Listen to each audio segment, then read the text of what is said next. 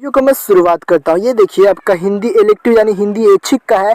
इसी प्रकार से हिंदी कोर का, ज्योग्राफी का, पॉलिटिकल साइंस का और हिस्ट्री का यानी तमाम सब्जेक्ट का आपका मैं इसी चैनल पे मॉडल पेपर का सॉल्यूशन हो या प्रीवियस ईयर क्वेश्चन पेपर हो, सारी चीज़ का मैं इसी चैनल पे वीडियो अपलोड कर दूंगा। तो अगर आप हमारे इस चैनल पर नए होंगे सब्सक्राइब कर लीजिएगा। उसके बाद देखिए आपको यहाँ से लेके यहाँ तक जनरल इंस्ट्रक्शन नजर आएंगे, यानी आपके प्रश्न कितने से कितने लेकर कितने नंबर वाला प्रश्न रहेगा ये सारे नजर आएंगे। तो फिलहाल इस वीडियो में मैं बताऊंगा प्रश्न संख्या 1 से लेकर 30 तक आपका बहुविकल्पीय प्रश्न है यानी ऑब्जेक्टिव प्रश्न है, और मैं वो ऑब्जेक्टिव प्रश्नों का इस वीडियो में मैं सोल्यूशन बताने वाला हूँ। तो अगर आपने अभी तक सब्सक्राइब नहीं किया सब्सक्राइब कर लीजिएगा। तो चलिए फटाफट से मैं क्वेश्चन आपका करवा देता हूँ। देखिए खंड का में जो आपका रहेगा वो अपठित बोध रहेगा, यानी ठीक है गद्यांश रहेगा। ठीक है खंड का में, ठीक है। तो गद्यांश को पढ़कर आपको ध्यानपूर्वक आंसर देना है। तो इस गद्यांश को आप ध्यानपूर्वक से पढ़िएगा। ठीक है, इस गद्यांश को आप ध्यानपूर्वक पढ़िएगा और इसी से रिलेटेड आपका नीचे प्रश्न दिया रहेगा। ठीक है, तो चलिए मैं प्रश्न को करवाता हूँ। फिलहाल आप लोग गद्यांश पढ़ लीजिएगा। ठीक है, यहाँ देखिए यहाँ से आपका प्रश्न स्टार्ट होता है। ठीक है, प्रश्न संख्या पहला क्या कह रहा है कि प्रकृति का अत्यधिक दोहन किसके कारण हो रहा है। ठीक है, तो प्रकृति का जो अत्यधिक दोहन हो रहा है वो किसके कारण हो रहा है? तकनीकी प्रगति और औद्योगिक विकास के कारण। प्रश्न संख्या दूसरा है पर्यावरण को नुकसान किस प्रकार पहुंच रहा है?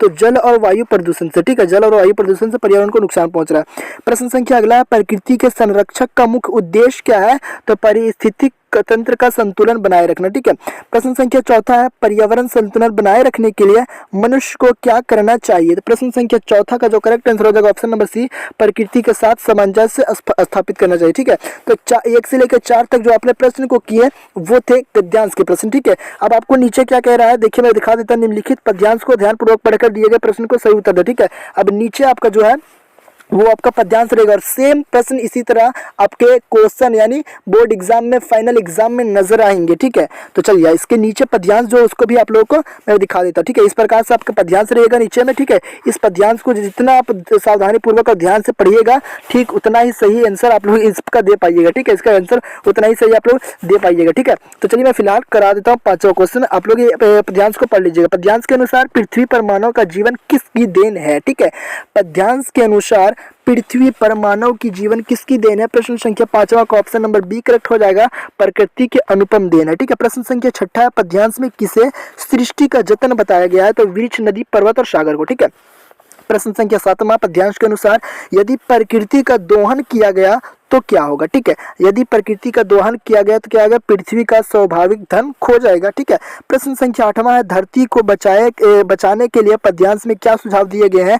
तो प्रश्न संख्या 8 का ऑप्शन नंबर ये करेक्ट हो जाएगा, सोच समझकर कदम उठाने का। ठीक है, तो यहाँ तक आप लोगों ने प्रश्न पद्यांश के 4 क्वेश्चन किए। ठीक है, अब आपको नीचे जो नजर आएगा वो नजर आएगा अभिव्यक्ति और माध्यम से प्रश्न। ठीक है, अभिव्यक्ति और माध्यम से प्रश्न नजर आएगा। ठीक है, वैसे फिलहाल मैं अभिव्यक्ति और माध्यम के लिए पर्सनल मास्टर वाला वीडियो लाऊंगा जो उसमें टोटल इंपोर्टेंट 100 क्वेश्चंस रहेंगे। ठीक है, तो चलिए फिलहाल अभी अभिव्यक्ति और माध्यम में जो मॉडल पेपर में प्रश्न दिया वो प्रश्न को आप लोग कर लीजिए। ठीक है, प्रश्न संख्या 9 है व्यक्तिगत पत्र किस प्रकार का पत्र है? तो ये औपचारिक पत्र होता है। ठीक है, औपचारिक जैसे आप दादा दादी के पास लिखते हैं। ठीक है, रचनात्मक लेखन में सबसे महत्वपूर्ण गुण क्या है? ठीक है, रचनात्मक लेखन में सबसे महत्वपूर्ण गुण क्या है? तो शब्दों का सही उच्चारण। अगला सवाल है मुद्रित माध्यम का सबसे महत्वपूर्ण तत्व क्या होता है? तो लेखन होता है। ठीक है, अगला सवाल देखते हैं इलेक्ट्रॉनिक माध्यम में कौन सा प्रमुख उपकरण है? तो रेडियो आता है। ठीक है, प्रश्न संख्या 13 देख लेते हैं सामूहिक संचार का मुख्य उद्देश्य क्या होता है? तो इसका ऑप्शन नंबर डी करेक्ट हो जाएगा, क्योंकि ये शिक्षा प्रदान करना भी होता है, मनोरंजन करना भी होता है, सूचना देना भी होता है।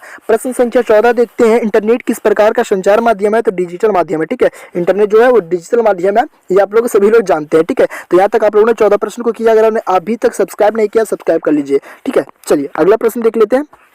प्रश्न संख्या 15 टीवी पर समाचार किस माध्यम का उदाहरण है? तो दृश्य एवं श्रव्य, यानी टीवी को हम लोग देखते भी हैं और सुनते भी है। प्रश्न संख्या 16 है समाचार पत्र का सबसे बड़ा लाभ क्या है? तो समाचार पत्र का सबसे बड़ा लाभ है सभी सही होना। देखिए समाचार पत्र जो होता है वो सस्ता भी होता है, हमेशा उपलब्ध रहना, हमेशा उपलब्ध भी रहता है और विस्तृत जानकारी प्रदान करना भी होता है। ठीक है, तो इसका ऑप्शन नंबर डी करेक्ट हो जाएगा। ठीक है, अब आपको जो नीचे प्रश्न नजर आएंगे वो पाठ्य पुस्तक से यानी आपके बुक से नजर आएंगे, आपके किताब से नजर आएंगे। ठीक है, उसके नीचे जो किताब से आपका गद्यांश पहले रहेगा। ठीक है, गद्यांश रहेगा, तो इस गद्यांश को भी आपको सावधानी पूर्वक से अच्छे तरीके से पढ़ लेना है और इसी गद्यांश को पढ़ने के बावजूद आपको जिन नीचे प्रश्न है वो सारे प्रश्न का सॉल्यूशन आपको मिल जाएगा। ठीक है, चलिए आप लोग फिलहाल इस गद्यांश को पढ़ लीजिएगा।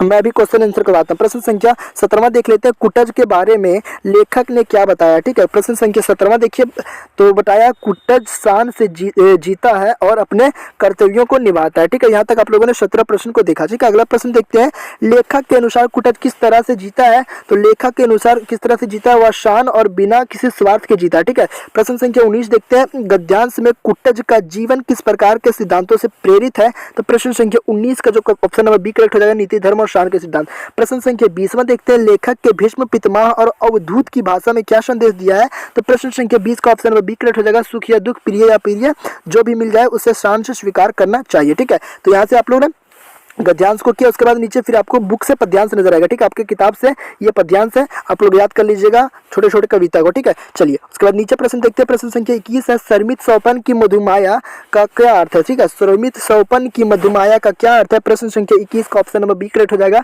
समय जो भ्रम है और उलझन में बदल जाता है। ठीक है, प्रश्न संख्या 22 है, मेरी आशा अह बावली तूने खोदी शकल कमाई, पंक्ति में कवि किसकी आलोचना कर रहा है। तो अपनी आशा की। ठीक है, प्रश्न संख्या अगला है, गहन विपिन की तरु छाया में क्या अर्थ है, का क्या अर्थ है। ठीक है, तो अंधेरे घिरी हुई कठिनाई है। प्रश्न संख्या 24 है, प्रस्तुत पद्यांश किस पाठ से लिया गया है। तो देवसेना के गीत से। अगला सवाल है, सवाल नंबर 25 है, मुक्त छंद के प्रवर्तक कौन माने गए हैं। ठीक है, मुक्त छंद के प्रवर्तक कौन माने गए। प्रश्न संख्या 25 का जो करेक्ट आंसर हो जाएगा ऑप्शन नंबर ये हो जाएगा, सूर्यकांत त्रिपाठी निराला। ठीक है, अगला सवाल है कि शहर में बसंत अचानक आता है बनारस में। ठीक है, बनारस में बसंत जो अचानक आता है। ठीक है, आप लोग बुक में पढ़े होंगे।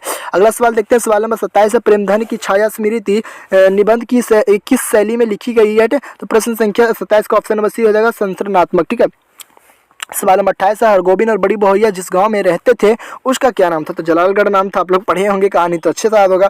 सूरदास की झोपड़ी किस उपन्यास का अंश है। तो ये रंगभूमि का अंश है। प्रश्न संख्या 30 है, इस वीडियो का अंतिम प्रश्न है, विस्कोर की माटी के लेखक कौन है। तो विश्वनाथ त्रिपाठी। ठीक है, इसके नीचे जो खंड खा रहेगा उसमें आपको ऑब्जेक्टिव प्रश्न रहेगा, खंडगा रहेगा, इसमें सारे ऑब्जेक्टिव प्रश्न रहेंगे और सारे ऑब्जेक्टिव प्रश्न का भी मैं सोल्यूशन बताऊंगा। तो अगर आप हमारे इस चैनल पर नए होंगे सब्सक्राइब कीजिएगा, लाइक कीजिएगा और ज़्यादा से ज़्यादा अपने दोस्तों के पास शेयर कीजिएगा।